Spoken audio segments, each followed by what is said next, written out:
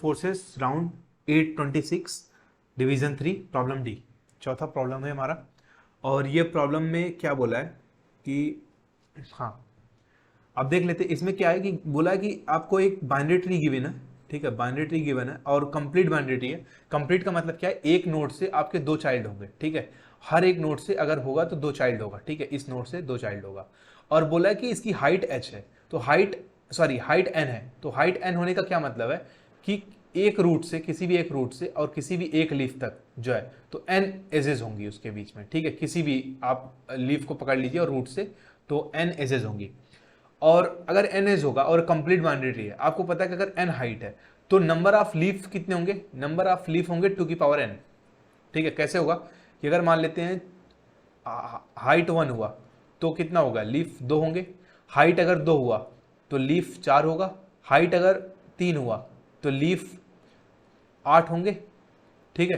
तो हर एक हाइट बढ़ने के बाद क्या हो रहा है आपका जो जो चाइल्ड्स हैं वो डबल होते जा रहे हैं, ठीक है। अगर हाइट n है तो नंबर ऑफ चाइल्ड्स, ठीक है, आखिरी लीफ नोड पे क्या हो जाएगा 2 की पावर n हो जाएगा, ठीक है, 2 की पावर n नोड्स।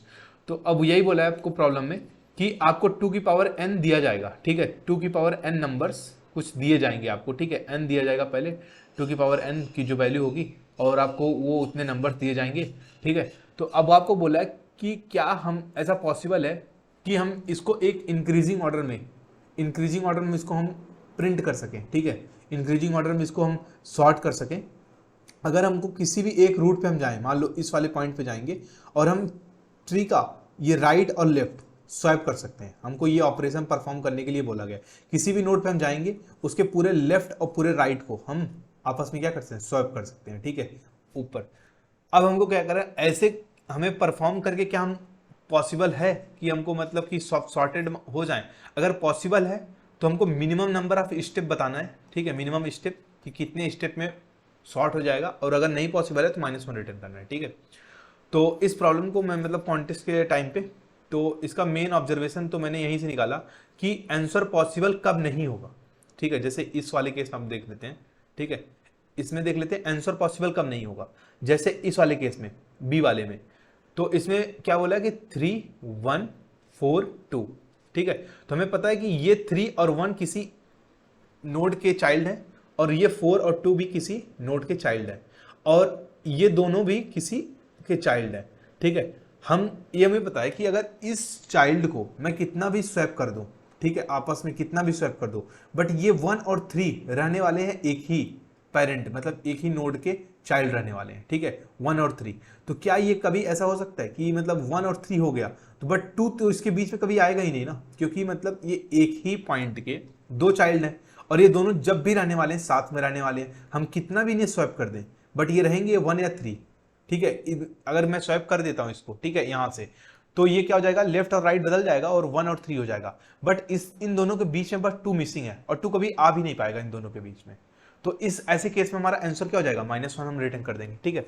तो अब देखते हैं कि क्या एक कंडीशन में पता चल चुकी है, यहां से क्या है कि हमारा जो होगा ना, मतलब जो लीफ अभी होगा उसको हम जब दो दो के पेयर में कंपेयर करेंगे, ठीक है, जैसे 4 2 में भी डिफरेंस 2 का है, ठीक है, इसके बीच का मतलब अगर हम इसे शॉर्ट भी कर दिए तो ये 2 और 4 हो जाएगा। बट यहाँ पे 3 मिसिंग है और 3 कभी आ भी नहीं पाएगा इसके बीच में, ठीक है, क्योंकि ये नोड जब भी रहने वाले हैं साथ में रहने वाले हैं, ठीक है। तो यहां से एक चीज पता चल गया अपने को कि जो अभी अभी लीफ दिया गया है अपने को, वो जो दो दो का हम पेयर बनाएंगे वो दोनों में मैक्सिमम जो डिफरेंस है, मैक्स डिफरेंस इन दोनों का वो कितना होने वाला है, वो 1 होना चाहिए, ठीक है। अगर 1 नहीं है तो क्या हो जाएगा आंसर, -1 रिटर्न हो जाएगा, ठीक है। अब देख लेते हैं क्या यही कंडीशन सिर्फ नेसेसरी है या कुछ और भी चाहिए अपने को, ठीक है। तो जैसे अपना सेकंड टेस्ट केस हो गया, ठीक है, अपना इसी तरह से फोर्थ वाला, ठीक है, अपना हम फोर्थ टेस्ट केस डिस्कस करते हैं, ठीक है।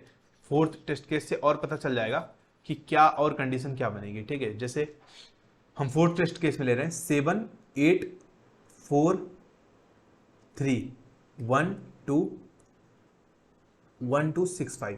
तो अब पेयर बनाते हैं, इन दोनों का पेयर बन जाएगा, क्या बन जाएगा, ये मिनिमम डिफरेंस कितना, 1, इन दोनों का मिनिमम डिफरेंस 1, इनका मिनिमम 1, इनका मिनिमम 1। तो ऐसा क्या, ऐसा लग रहा है ना कि ये पॉसिबल है, बट ये पॉसिबल नहीं है, ठीक है, कैसे?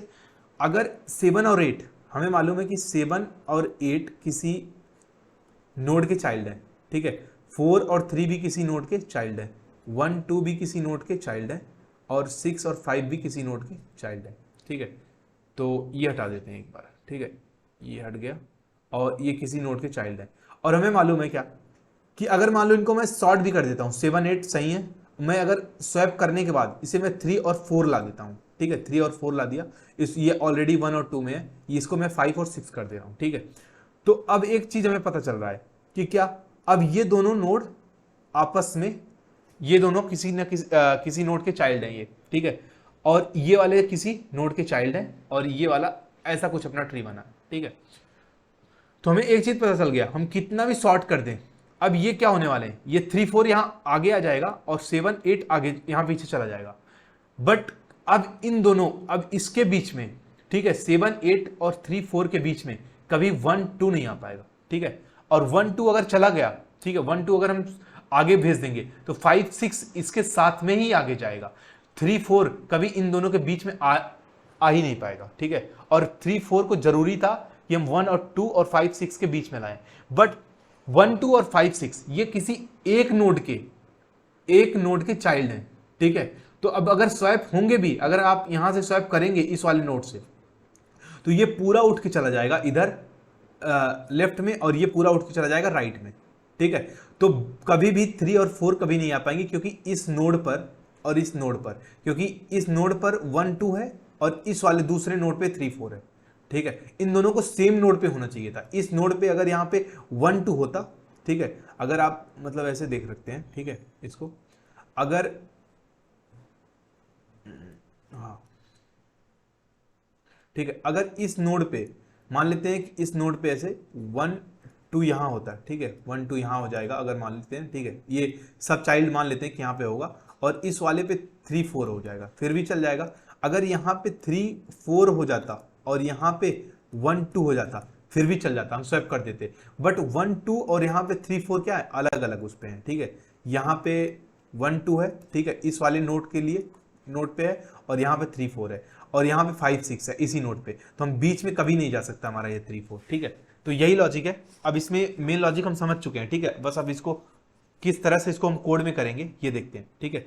तो अब एक चीज क्या हो गया, हमें एक चीज पता चल चुका है, जैसे क्या, अगर n नंबर्स हैं, ठीक है, n नंबर्स हैं, तो जब हम n/2 नंबर्स बना लेंगे, ठीक है, n/2 नंबर्स बना लेंगे, दो दो का पेयर करेंगे, ठीक है, और हमें मालूम है कि हर पेयर में से मैं एक नंबर उठा लाऊंगा, ठीक है, हर नंबर से मैं एक में, और एक कंडीशन चेक करूंगा कि इन दोनों नंबर के बीच में ना मैक्सिमम अभी पहले स्टेप में एक का डिफरेंस होना चाहिए, एक का डिफरेंस होना चाहिए।